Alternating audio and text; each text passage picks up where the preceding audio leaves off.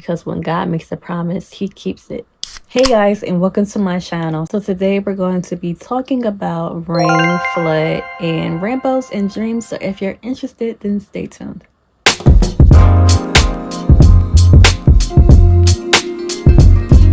Okay, you guys, so this is an interesting topic, and I cannot wait to share these details with you guys. But before we even begin, let's dive back into the Bible and the book of Genesis. So we're going to be starting at Genesis 6 and we're going to end at Genesis 9, okay? I'm going to be reiterating a few things and I will go into the full scripture on a few things as well.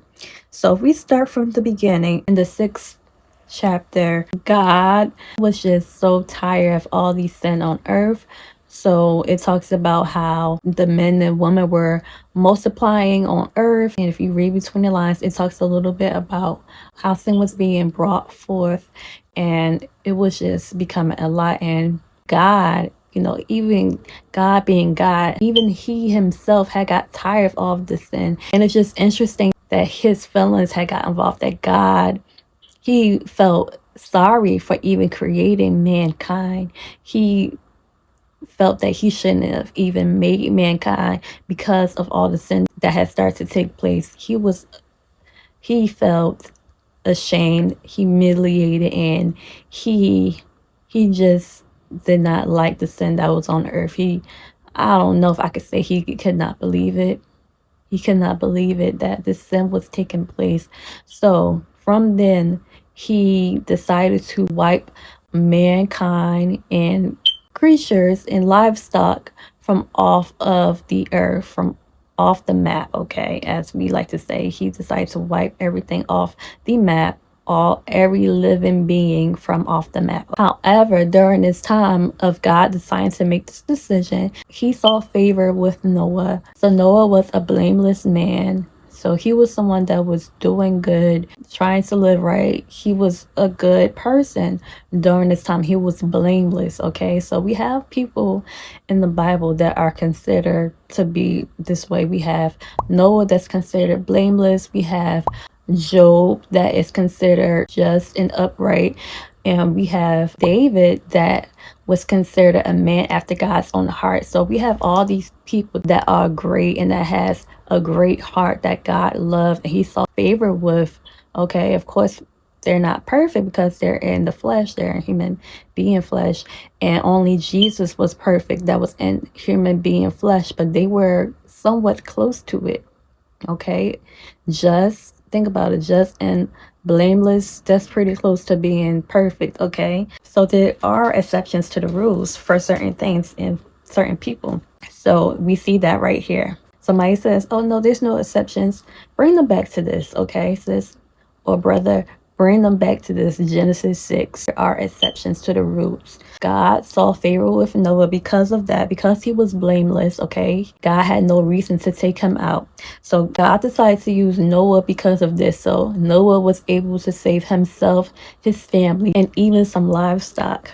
To get rid of most of the living creatures that were not with Noah, God decided to send rain. So this was the beginning stages. So God decided to send a flood to wipe out living creatures. And the first thing he did was he sent rain. He sent torrential rain down.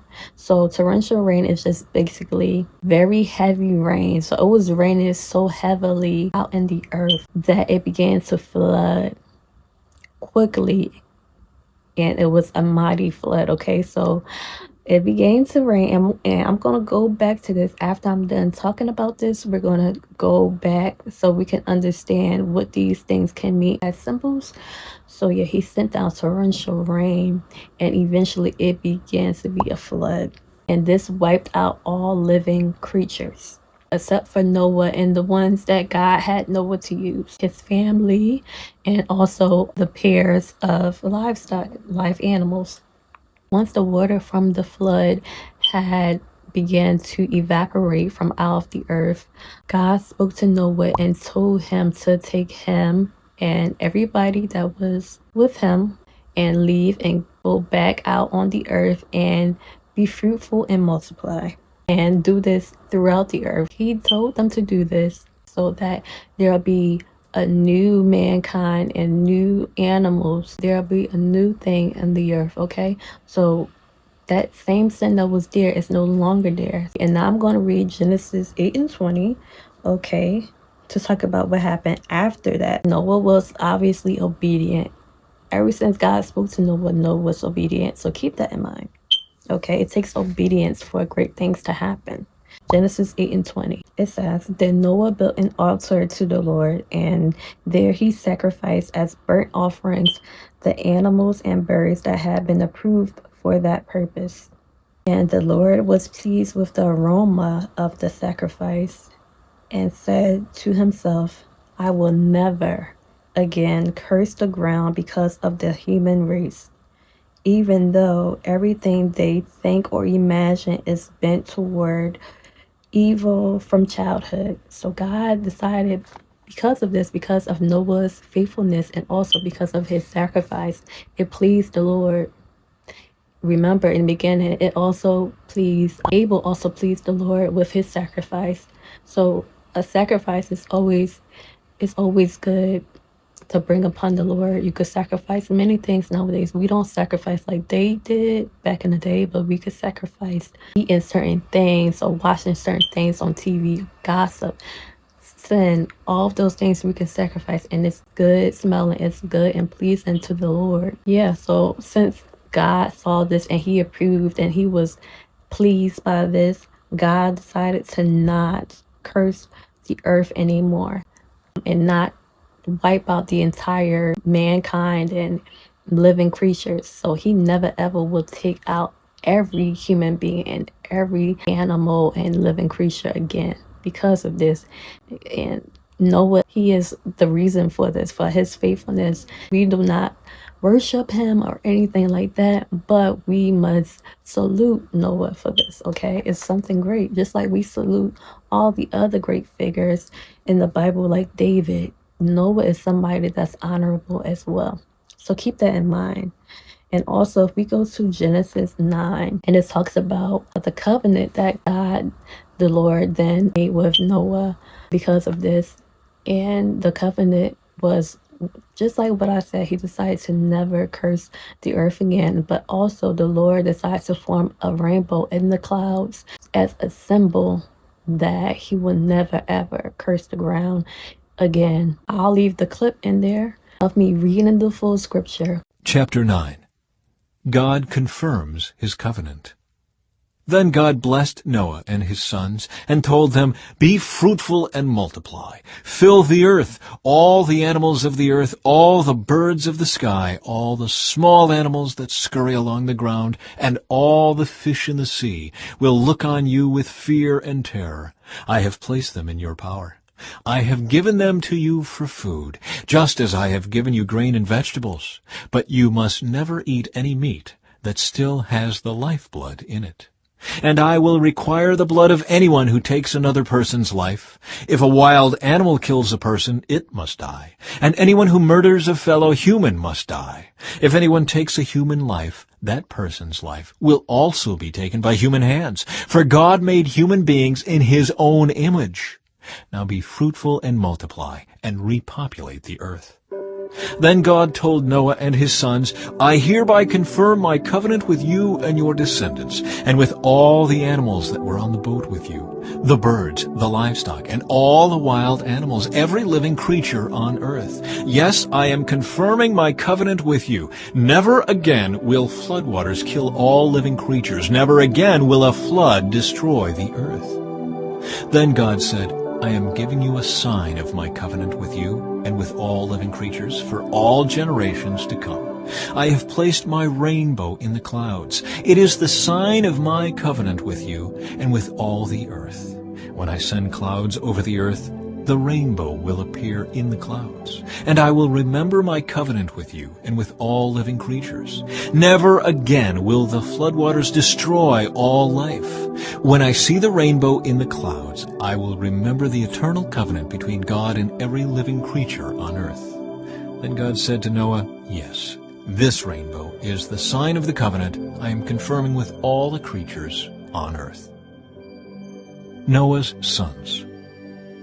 The sons of Noah who came out of the boat with their father were Shem, Ham, and Japheth. Ham is the father of Canaan. From these three sons of Noah came all the people who now populate the earth. After the flood, Noah began to cultivate the ground, and he planted a vineyard. One day he drank some wine he had made, and he became drunk and lay naked inside his tent. Ham, the father of Canaan, saw that his father was naked and went outside and told his brothers. Then Shem and Japheth took a robe, held it over their shoulders, and backed into the tent to cover their father. As they did this, they looked the other way so they would not see him naked. When Noah woke up from his stupor, he learned what Ham, his youngest son, had done. Then he cursed Canaan, the son of Ham. May Canaan be cursed, may he be the lowest of servants to his relatives. Then Noah said, May the Lord, the God of Shem, be blessed, and may Canaan be his servant. May God expand the territory of Japheth. May Japheth share the prosperity of Shem, and may Canaan be his servant. Noah lived another 350 years after the great flood. He lived 950 years, and then he died. God used the rainbow as a symbol to show that he will never ever curse the ground. So if we talk about the symbols, if we go back, we see that rain was a warning sign. Even though the people that were on the outside, they couldn't do anything. They weren't able to go to where Noah was going, but it still was a warning sign. It was showing them that, hey, look, yes, this flood is going to happen, whether you like it or not. This heavy rain is coming down and it's going to be a flood. So the people that were still just hanging out on earth and that were sinning and all of that, and even the animals and the other live creatures, they got to see all and experience all that heavy rain, and they could do nothing about it. So rain can be seen as a warning sign. Heavy rain, torrential rain, can be seen as a warning sign. And then flood was part of God's wrath. So God decided to create the flood because he was disappointed in mankind and in living creatures. So God, he does have a wrath. God is a good God, but he can become angry and he can bring down his wrath. So God decided to bring down his wrath through a flood. And then with a rainbow, we see that God decided to bring out a rainbow to show his promise that he made with Noah and to earth and to us. This is his covenant, the rainbow. So rainbow can represent covenant and it can represent promise. Okay, it can represent a promise. We must know that all things that God says to us and every word that God says to us, it may be conditional, but then God also has some promises. So just know that if God gives you a promise, and that is very, very special and that is sacred. So don't take it lightly. Do not take it for granted, okay? Because when God makes a promise, he keeps it. He is a man that he shall not lie. Okay guys, so I hope that this video was able to help you. And thanks so much for watching this video. Thank you so much for supporting this channel. Do not forget to subscribe. If you enjoyed this video, if it was beneficial to you, make sure to give this video a like. Also, share this video with someone that it can help. Share it with your sister, your brother, somebody that you care about. All right, you guys, and I'll see you in the next one. Bye-bye.